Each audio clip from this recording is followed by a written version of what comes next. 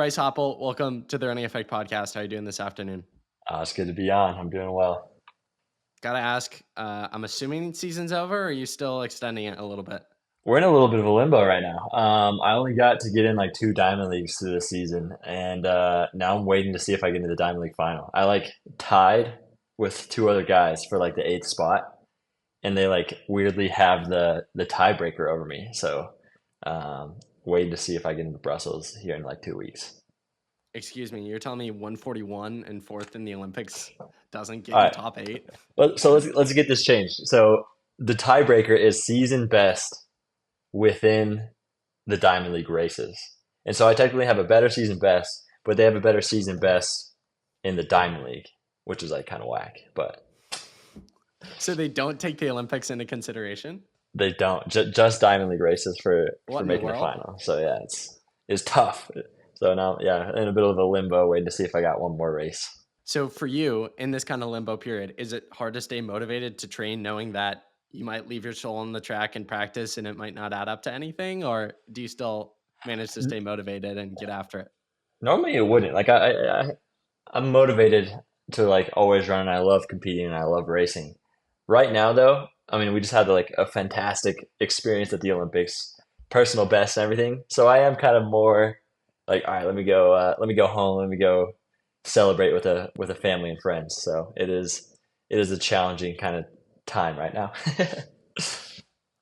For you, in reflection of the Olympics, a few weeks removed from it, which I always think is a fun time to talk to the athletes because, right after sometimes they haven't had enough time to reflect on it. What are your thoughts on Paris 2024? 141, fourth place. What are the takes?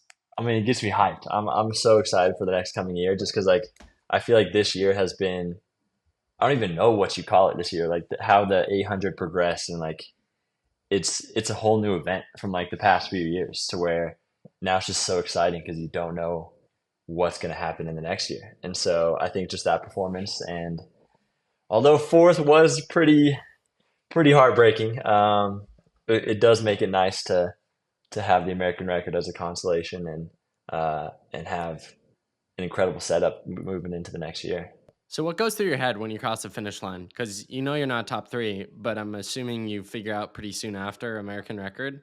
What's going through Yeah. Bryce Hoppel's head? So first is like coming down the home straight. It's like obviously the race is fast, and like you can see the medals. I see Marco and I see Wayne Yoni right there in front of me, and I just have Sajadi just like inching up on my outside, and I'm like, man, like literally just you can't tell, you can't do anything more. Your legs are at its full capacity, and I'm just like seeing the metal slip through my fingers. So it was tough. But once I did cross the line, it was kind of disappointment at first, and then just looking up at the board, seeing the 141 was like, oh man, all right, that's we gave it all we had, and we came away with some pretty cool results. So I was happy with it, but at the same time, a little sad to miss a medal. You can say no comment and we can move on, or we can edit this out of the podcast. But something I've personally talked about on other podcasts with other people, and they generally seem to agree. I'm just like, the 800 this year is sus to me. Okay, with how I don't understand some guys their progression, and if you look at the sport as a whole, that's an event over the years that has had people get caught years after. McCluffy most recently. Yeah. And a lot of those countries have had a lot of recent positive tests. For you, if you think it's all clean, please let me know. I'll stop saying that. But what's your general take on just the state of the 800, and what's behind these ridiculous progressions? Yeah, so it's interesting just because you hear the rumblings of like certain guys, or things, just like people just throwing out speculation. I mean, when you see people having great success like that, you're going to hear speculation. Um, but at the same time, I like to give everyone the benefit of the doubt.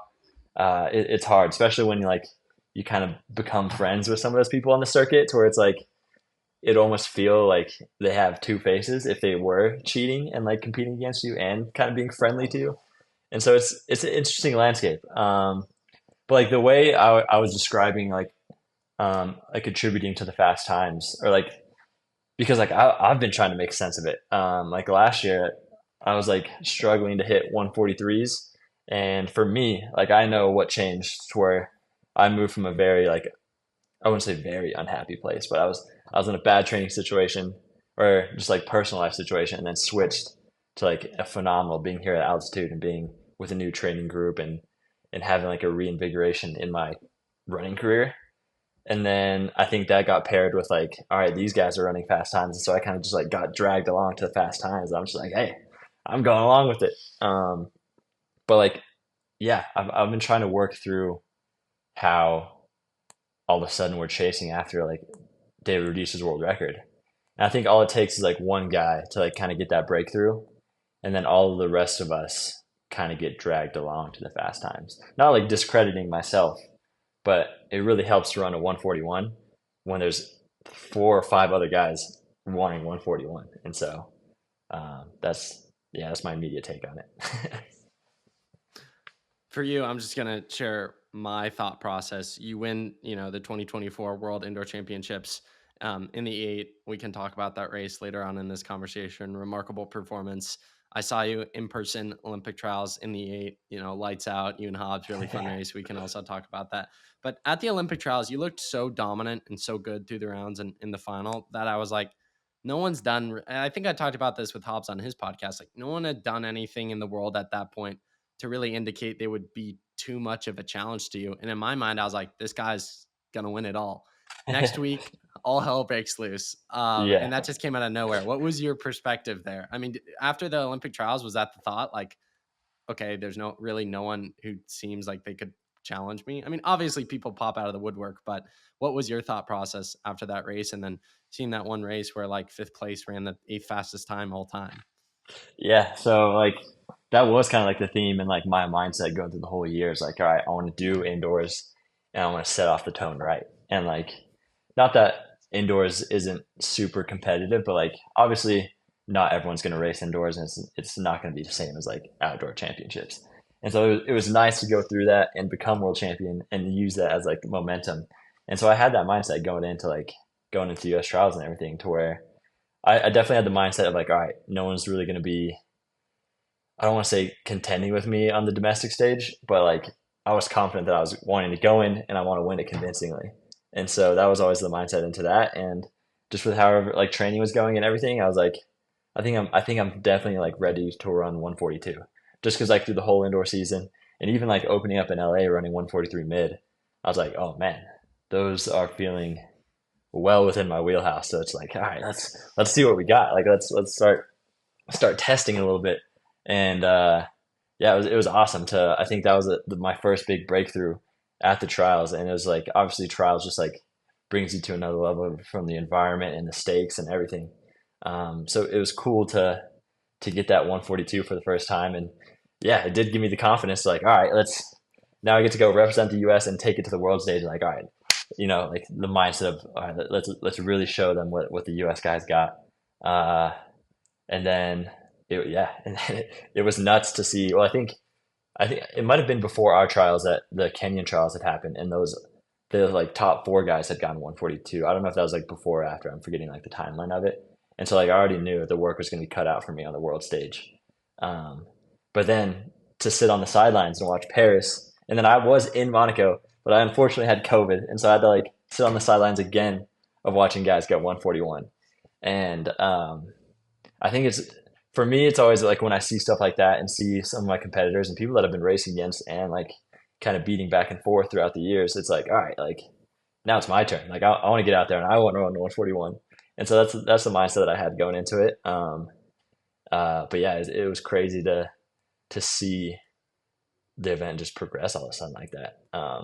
So yeah, it was nuts. The 800 is such an interesting event over the past 5 years where 2019, Brazier's really coming into form, wins Doha remarkably. I think it was a world championship record. Such a young athlete, so much potential. Rudisha's record gets floated around. He kind of falls off the map with injuries, unfortunately. And then the event becomes wide open to the point where at global championships, the top 3, you don't really know going into it. It's not like a 15 where it's like, Jakob's going to be up there, Kerr's going to be up there. The 8 was a very open event. And so going into this year was interesting of like, oh, it's anyone's for the taking.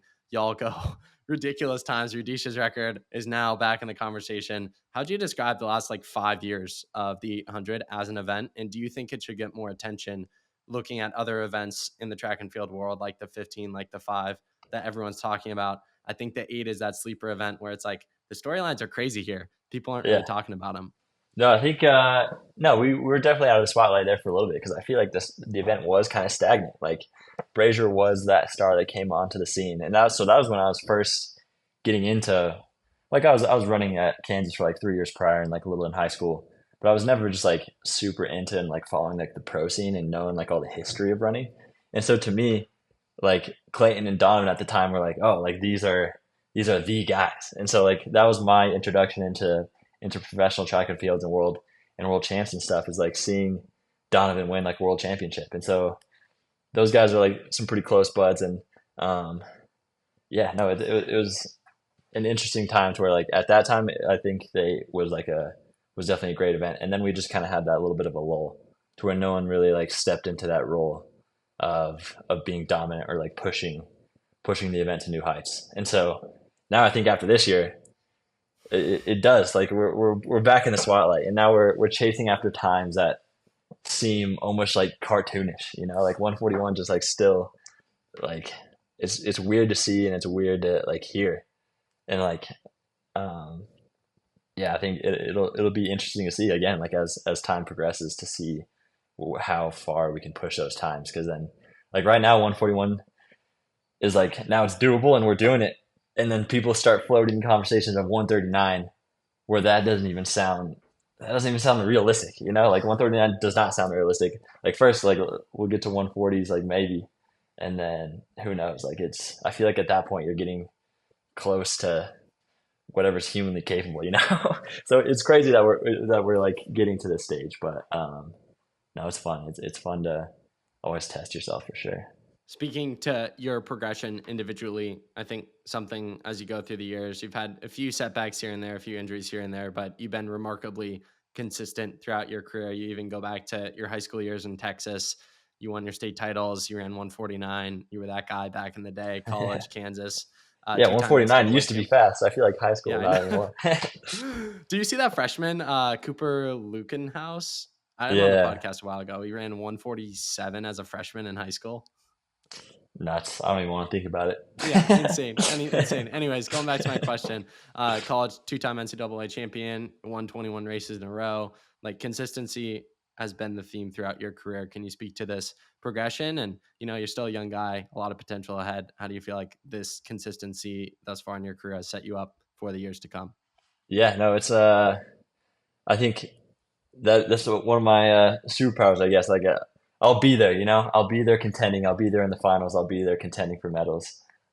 It's just a matter of like trying to figure out how to take those next steps. And I think this year we got really lucky with a gamble. You know, I was coming up to altitude. I didn't know how it was gonna affect me with like a new training group away from my college coach who's still coaching me, and so I just like fell into like a little bit of a complacency with where I was, and so now it's exciting that I kind of found how to take those next steps, and so although I have been consistent over the years, now it's awesome because like I feel like I'll be consistent progression now, if that makes sense. And so um, I'm just like looking forward to refining it, and the incredible year that we had this year. We get to compound it and just have like another year in Flagstaff and another year of altitude, to where I think the consistency of that is already going to like help us press forward. And so it's exciting stuff. First year at altitude this past year in Flagstaff, right? Yeah, so I was in Lawrence, Kansas from when I came out of high school in 2016 up until this past year in November. I was talking to Hobbs and all these guys, and they're like, "Yeah, come try out altitude for just come for November, and then you can go home for Christmas and just see how you like it." And I ended up loving it and spent the whole season here, and the rest is history. It's been a good time. Should the listeners believe the hype on altitude? You kind of mentioned it there in your answer, but speaking to it more, what are some of the benefits you've seen, and how much do you feel like it's propelled you? And also on the other hand, like the mindset piece, do you feel like kind of the like camp mindset of like going away in the mountains, Yeah. we're locked in. How much does that help rather than like in Kansas, it was your home, you lived there, every Yeah. day and training was probably very mixed together. So many like so many variables. I'm definitely not attributing it all to altitude. Again, like I had kind of just like a personal lull with where I was living in Kansas to where like I was ready to move on to something new. And so the excitement of like kind of being a boys camp, we had an awesome culture. Like Nate, Mason, Hobbs, and Morgan, like we just had a cool thing going on in this house, and it was a fun time. Like it did feel kind of just like that summer camp vibes, and everything was exciting, and we were just all doing goofy stuff together. And um, no, yeah, it was cool. But yeah, as for altitude, again, like if you are like, I would say, yeah, 800 up, like free fitness. Like you get to sleep and you get to get stronger. Just with the increased, I don't know, like all the just like the oxygen capacity in your blood, and so I would say it's definitely beneficial. I've been able to feel much stronger than I've had in the past, almost where like 800s are feeling easy. And like I think having that increased strength and aerobic capacity allows me to just like have like how do I describe it? Like free movement throughout the 800 to where like in the Olympic trials, I feel like I was giving just enough effort to like stay really comfortable, and then like at any time during the race I could surge and kind of like move away from anyone. And so like having that ability has been definitely beneficial, from increased strength to where probably the 1K would be probably a premier event for me right now. And I don't like, I try to refrain from talking about the 1500 until I really have to move up to that. So we'll see.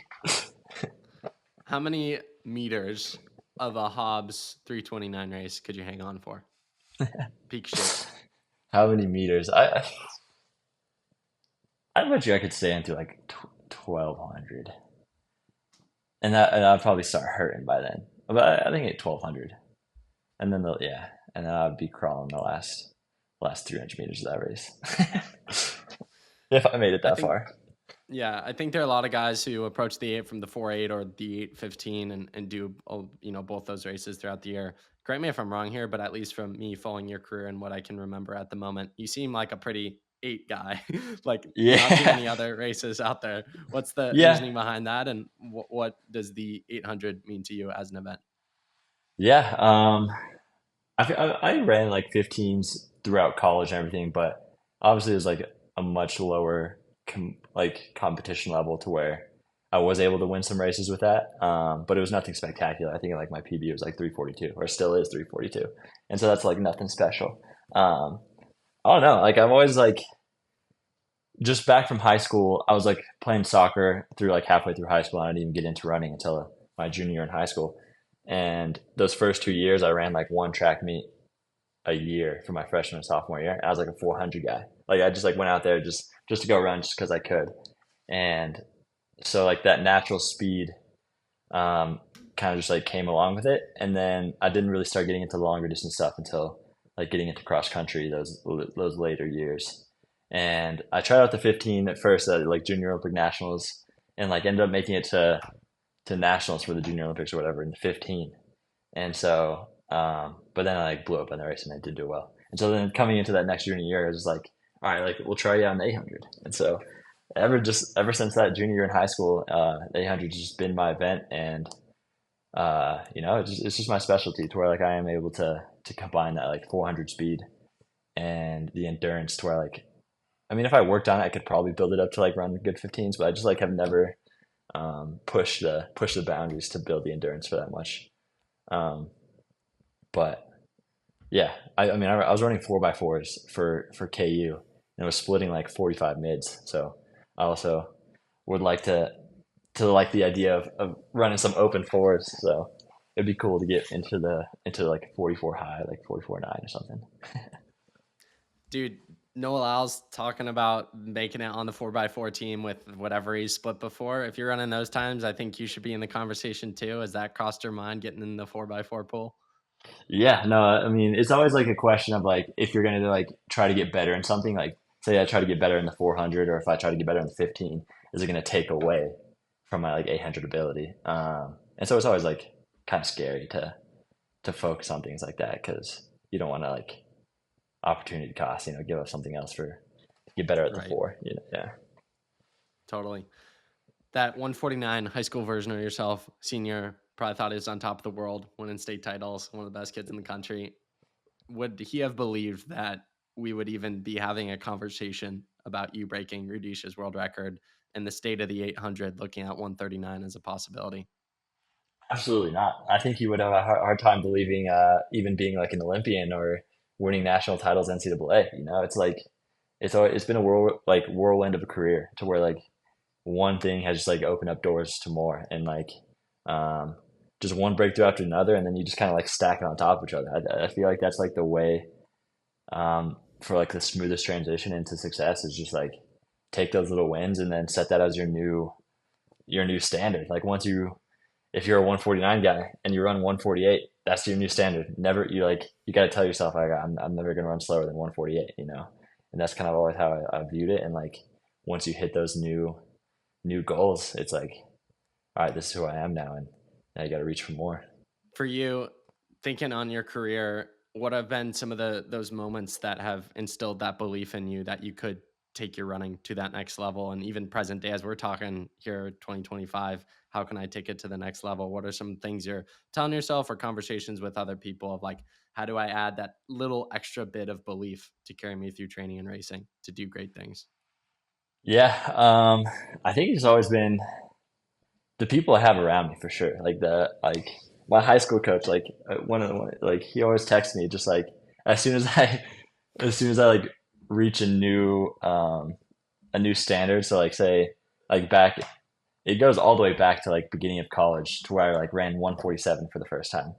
And he's like, Hop, like I always knew you're a one or I always knew you'd run 140 or I always knew you're like a 146 guy. Now go run 145. And so, it's just like people around me, my parents, and just like they've always never set limits on me to where that support and belief system has been huge for me to where I don't know. I just want to do my best for all the people that have the faith and like and try to build me up around me. And that, yeah, I feel like an extension of all the people that have put their time and effort into me. And so it's always reaching for more to make them happier and more proud. Going back to something you were mentioning a minute ago, the boys trip kind of mindset with Hobbs and the other guys.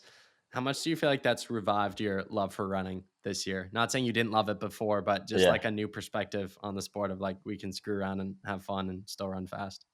so much, so much. I think it's definitely gotten way more excitement about just like about training and the sport in general. Like I think going through it with the guys just makes it all the more fun. And I feel like people would be very surprised in the day of the life of this the Flagstaff house with the boys because it's like, are we professional athletes? So we're like crushing A&W root beers and playing video games till late at night.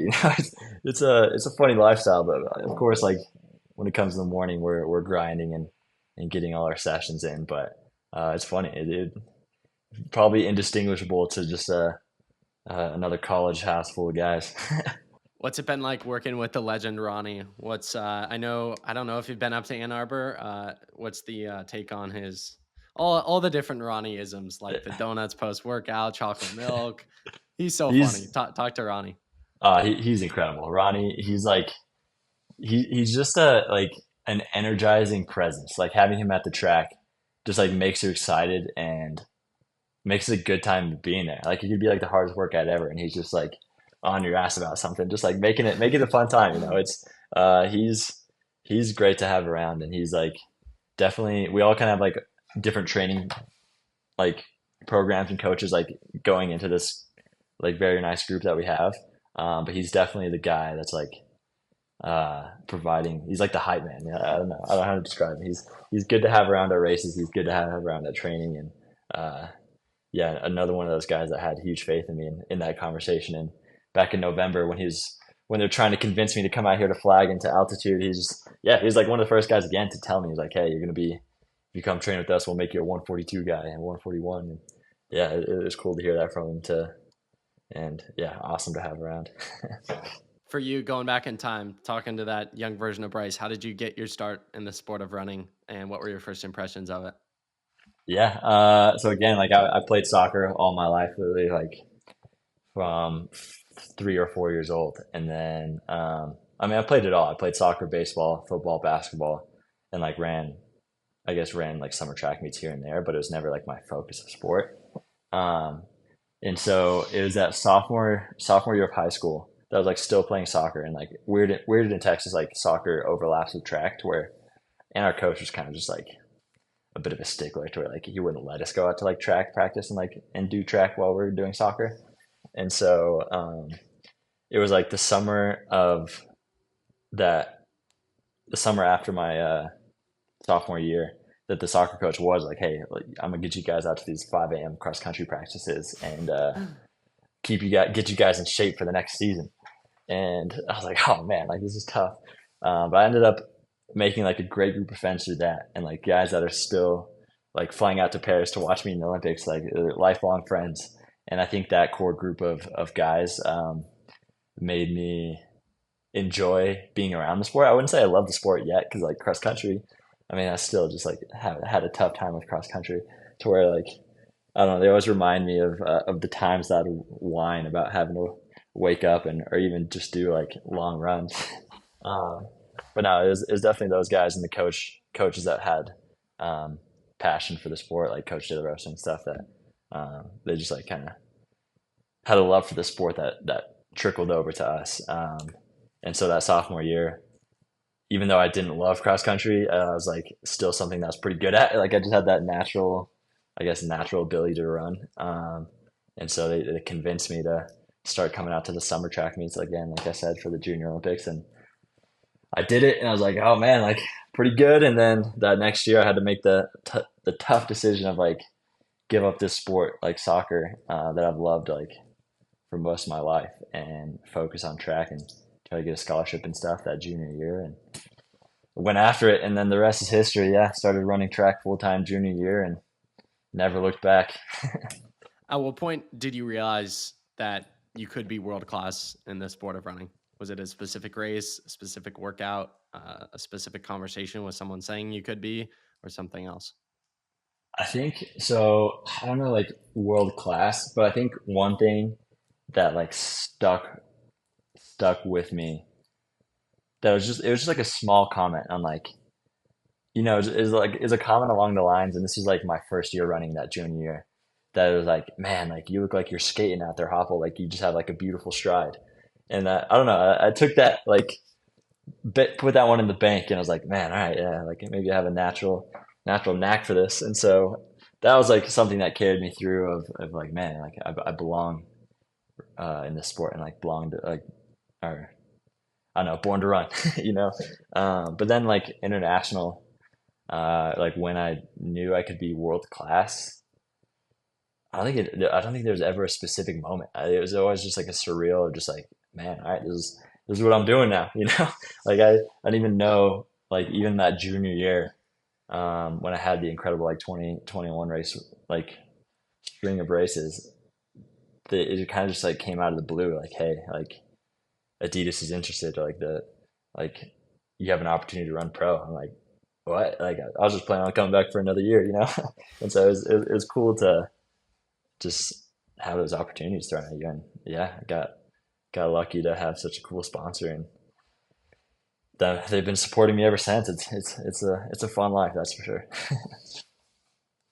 21 straight wins at a point in college. I believe it was 2019, 2018 into 2019. At what point Yeah. of that 21 win streak did you realize it was becoming a streak? And was there ever a point during it that you started to feel added on stress to keep the streak going? Yeah, so the point that I realized it, or like because it was just like the early season of it to where like, all right, I'm running indoors, and like we didn't have the most competitive schedule in the beginning. Um, to where so like I was winning all my races, and then the coolest thing was like going into the indoor national championships. I think it was in like one of my semifinals or even in it might have been in the final, to where like the announcer like mentioned it.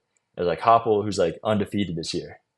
and whatever, I ended up like pulling off a crazy upset because like I wasn't even like really in the conversation for like winning indoor nationals that year.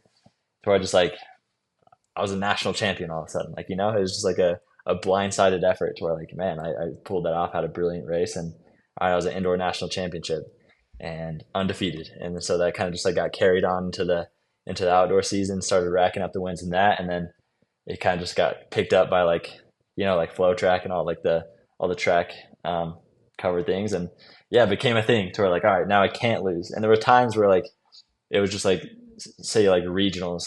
I don't think it ever became like a weight or like made me nervous about the streak. I was always just like, oh, this is like a cool thing that I get to carry on. But so it became a fact at regionals, like going into nationals, where like I was racing Devin Dixon, who was like the favorite to like win nationals, and he was like the I don't know, just like the focus of the 800 that year.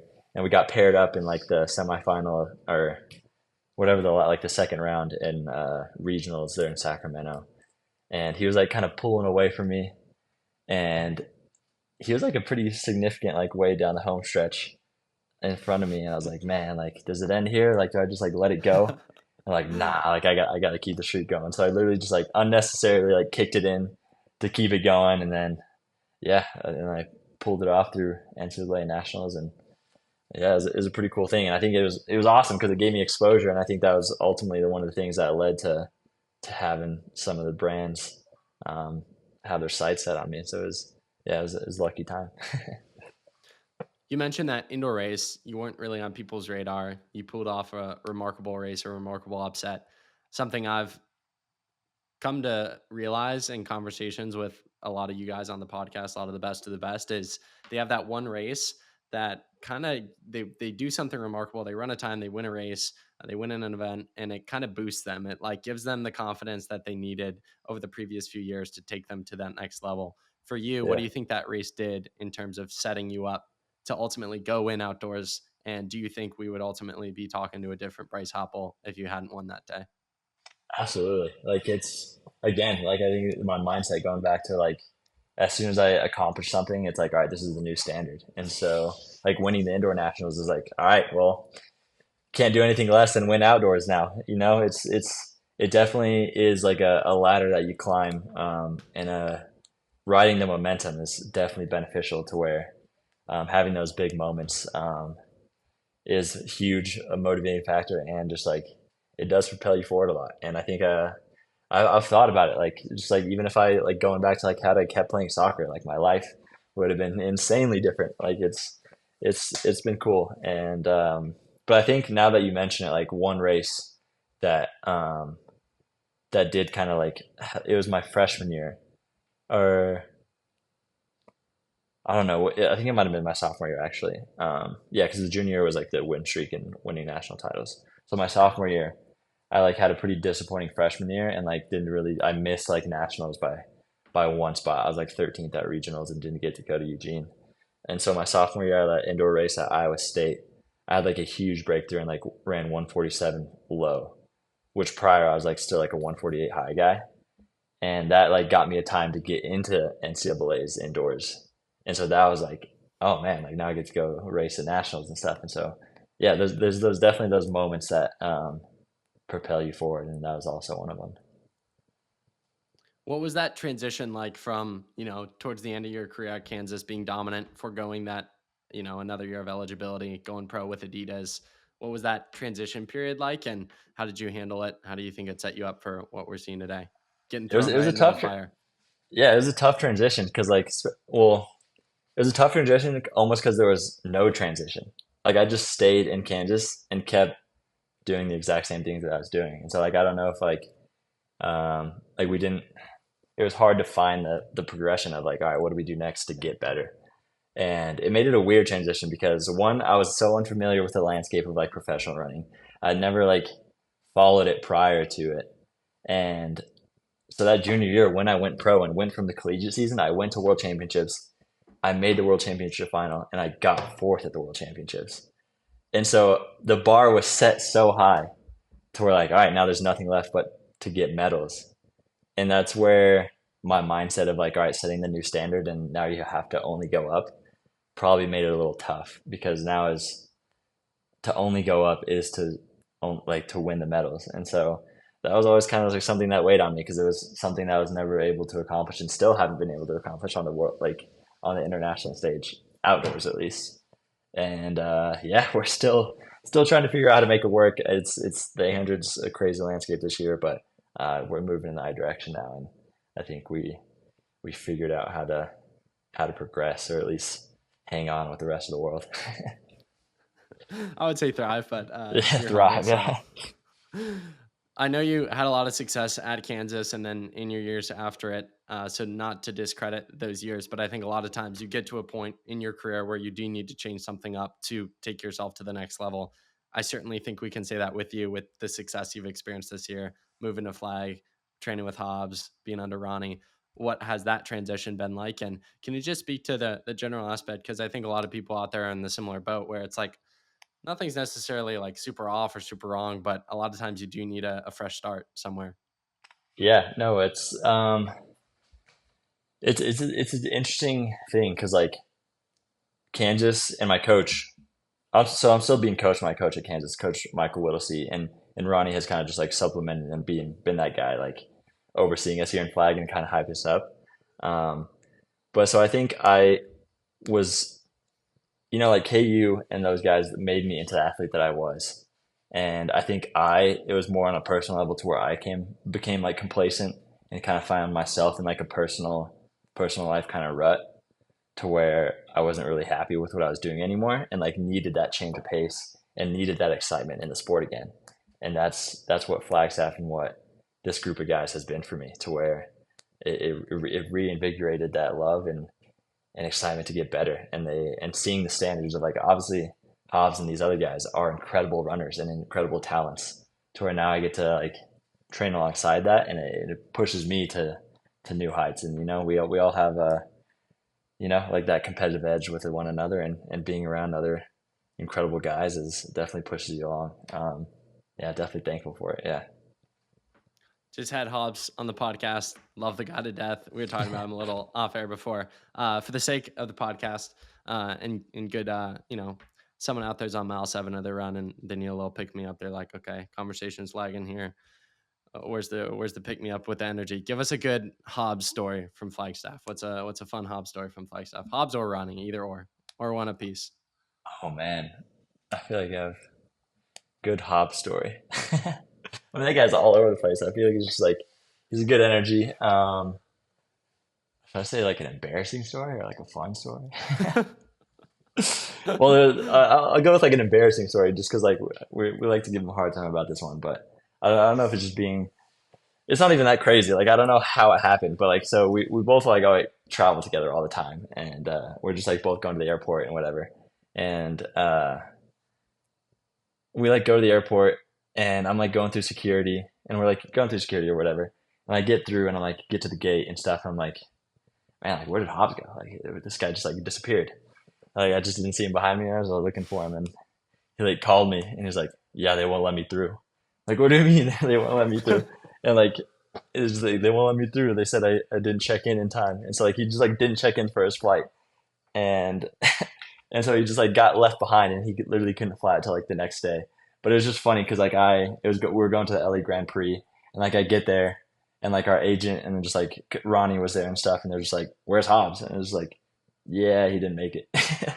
So I don't know. It's just like those funny things. So it's like he is a young dude, and he like not immature. Like he's well, like he knows his shit about running, and he's well beyond his years for that. But it's just funny for like times where it's like, yeah, just didn't check in and missed his flight, and we're literally there together. But like I went through and had to leave him behind. So I don't know. Funny things like that. Where, he's a young dude, and it was funny. And I guess another one too is we play a lot of video games, playing a lot of Fortnite, and this kid has never touched a controller in his life up until this stint in flag, and so it was rough. It was some rough times watching him stumble around on the sticks. So but he's gotten much better now, and it's definitely a good pastime that now that we're gonna be apart, gonna go back to Texas, and he's up in Michigan, and keep us in contact since we spent so much time together. Sheesh.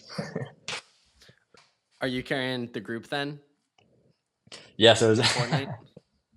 it was always an unspoken thing to where um, he wasn't. Hans, I'm sorry if you're hearing this. He was always holding back the team a little bit in Fort, but it's always the love of playing with the boys, and like you'll carry everyone through. But Nate also a steeplechaser. That's in the very nice track club. Me and him were definitely always putting in the work, you know. But he progressed. He's no longer holding the team back. He's holding his own. Would there be any possibility of ever even trying to get Ronnie to play a video game, or just absolutely no chance? I don't know. Maybe if we toss him on some Call of Duty, he'll get like some flashbacks, and then I don't know. That wouldn't be too good.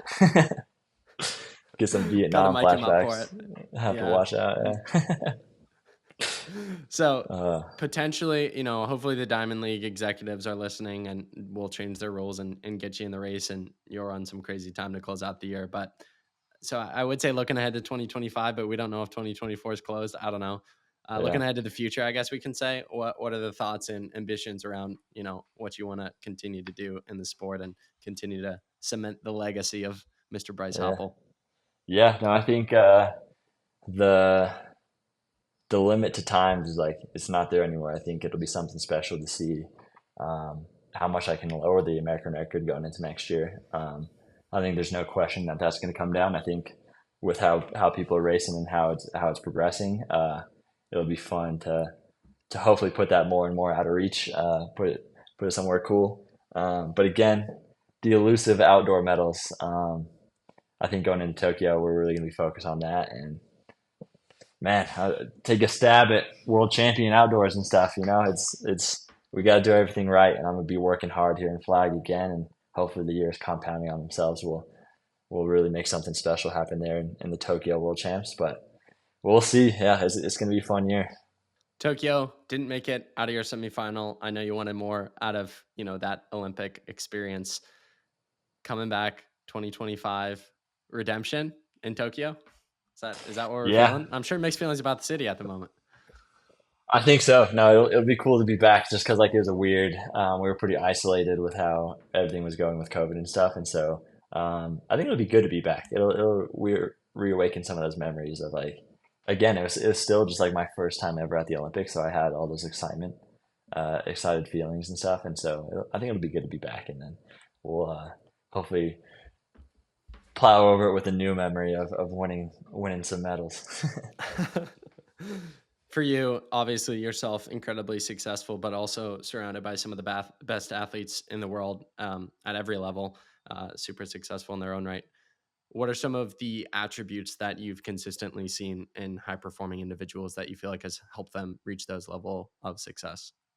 I would say like you gotta have a passion. Like if you're just like going through the motions or just like you get the training and you're just like doing it just to do it, like you gotta love what you're doing. You gotta be excited to race. You gotta love the day in and day out, and you gotta love the grind of it. You know, I feel like that's just some of the cool things to see in those uber like successful people is like this is what they love to do, and like not only like sure they might just be good at it, but I feel like they strive to get everything out of themselves. And I think having that passion to where um, a lot of your motivation comes from just like pushing yourself um, is definitely what I've seen in a lot of people and a lot of people around me for sure. For a high schooler or collegiate listening who wants to take their running to the next level, we're in August and they're thinking, I want to level up in these last, I would say 4 months, but August is coming to a close. Last 3 months of the year, what are some things you think they can practically apply into their life, into their running that will at least rarely do you see massive jumps in 3 months. You got to be consistent for a long period of time, Yeah, but some things they can start to do to make those changes needed to become a whole new person and athlete yeah. I think I mean you kind of mentioned besides moving to Flagstaff. yeah, consistency. I think you gotta find your like wheelhouse. You gotta find what you're comfortable with, and you gotta find the training that's like working. And like the weird thing that I was like that was new to me was like the threshold training to where like you're just like finding that comfortable zone to like just like move up your fitness like slowly. And so like my threshold at the beginning of the year was like obviously like I was struggling. I was out here struggling. And so finding the consistency of just like I would say just finding training that is comfortable with you, and you got to find what you can be consistent with, and then you slowly move it up. I think that's the thing that I found to be most successful, and like especially like from like watching Hobbs and like how he likes to go about it is like don't like obviously if you just like try to jump into training that you see the professionals doing and try to hit the times that they're doing, like you're gonna burn yourself out. Like even me looking at training that some other pros do, if I were to try to do that, I would just like put myself in a hole, you know? Like you got to find what you're comfortable with and find something that you can be consistent with, and then just like slowly move it up from there is what I would say to the advice to the younger athletes. Bryce, really appreciate you taking the time to spill the tea on Hobbs, tell fun stories, spill a ton of wisdom and insights from your career. Final question for you, wrapping up today's conversation. If you had Gordon Ramsay coming over to your house for dinner, what would you choose to make for him? Oh, me make for him? Yeah, Chef Bryce Hoppel in the kitchen, Flagstaff That's an, edition. that's another funny story. Is Hobbs is definitely the chef of the house. He's always cooking up the meals. I usually just toss in money to Sit get the back and bean. ingredients. But from my Mexican background, half Mexican with my mom's side, I would cook up some. I can make some pretty mean steak tacos, like the carne asada, and put some fresh white onions and cilantro on there, Ooh, and make my mom's hits the spot. homemade salsa, and it's pretty gas. So you said you're 50% Mexican? Yeah, on my mom's side, yeah. Okay, I don't think I knew that. So if you wanted, could you get dual citizen? Could you compete for Mexico? I think so. I don't think I'm not sure on that because like all my family lives in Tucson, Arizona, to where like I don't Okay. think I know any relatives that are actually residing in Mexico still. Um, but yeah, that might be Hey, I'm sure tricky. they'd love No, to have a 141 guy. it is. I love my roots of the Mexican side, but I'm also very loyal to now just compete for the U.S. I don't think I would ever even think about changing allegiance. But yeah. See, you don't. Here's my thought there. Like, you don't have to worry about that because I've no doubt in the coming years you're gonna making teams look super easy because you can. You're that guy. But I've always been curious. The people who are like right on the line, like, what do you choose to do, right? Because Yeah, objectively, the U.S. track teams are some of the hardest to make. You know, if you're competing for someone else. Generally, some countries do it differently, but you get in the right sound running race and you get paced to the time, and boom, you can go back, train, and wait. So I true. don't know, but I don't even know if they'd accept me. I never learned Spanish, or like I'm upset with my mom for that because she obviously like grew up. Honestly, probably her first language was speaking Spanish and stuff. But she never taught it to me or my sisters. So I was disappointed with that. And of course, my last name's Hoppel, so it's like, oh, you don't expect to have that other side of me. But yeah, at some point in my life, I'm gonna learn Spanish. Just not anytime soon. It's tough. well, Bryce, as a proud American, we will keep you. And I can't wait to see that gold medal around your neck very, very soon outdoors in the heat. Really appreciate the conversation. Keep crushing it, man. Yeah, I appreciate it. Thank you.